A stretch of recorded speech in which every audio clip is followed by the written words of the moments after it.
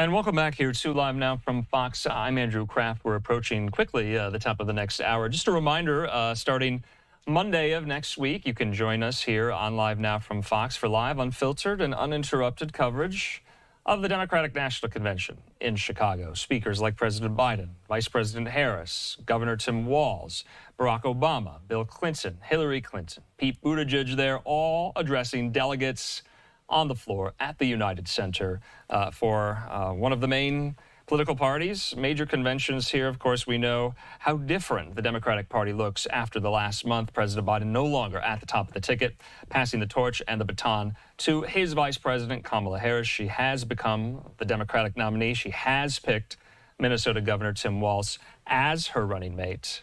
And now they will all take the stage at Chicago starting on Monday. Now, remember, one of the main concerns emanating out of Chicago with the Secret Service, with Chicago PD, and with, prominent Democrats is, will there be many protests? Will there be many protests specifically about the Israel-Hamas war? And remember, all throughout the spring and summer, we showed you so many of those protests, so many of those encampments, especially and including on college campuses nationwide, places like UT Austin, Harvard, Columbia, Brown, GW, Stanford, Berkeley, all of these places, USC, UCLA.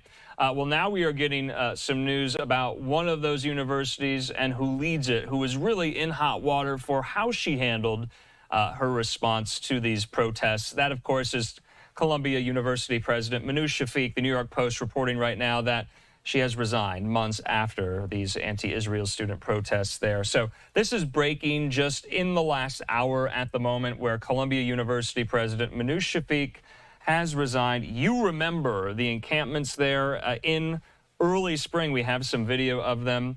And remember, it was cleared at one point, but then it came back in greater capacity with more students, more outsiders. And Minouche Shafik gave them a deadline to vacate the lawn. Remember, Columbia had to cancel their in-person commencement ceremony and address because the lawn was occupied by these protesters.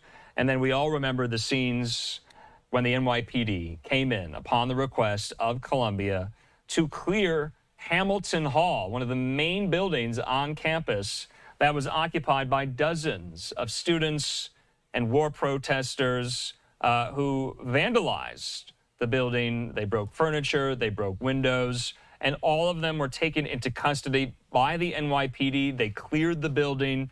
We were on that live. You watched it here on Live Now as it was all unfolding there in New York City on the Upper West Side near Morningside Heights here. In the meantime, the Columbia Daily Spectator also tweeting about this and reporting about this. That is the University student newspaper, saying University President Minouche Shafik resigned from her post on Wednesday.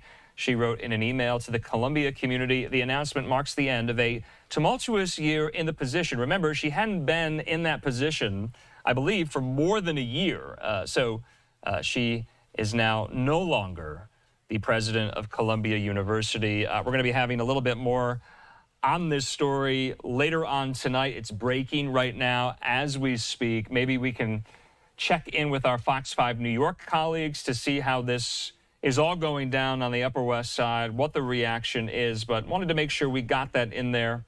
Major story, major update to a story that we had been following early spring, and you watched it with us alongside us.